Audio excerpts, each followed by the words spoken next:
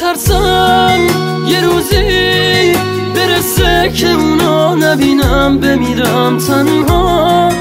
خدایا کمک کن، نمیخوام بدونه دارم جون میکنم اینجا.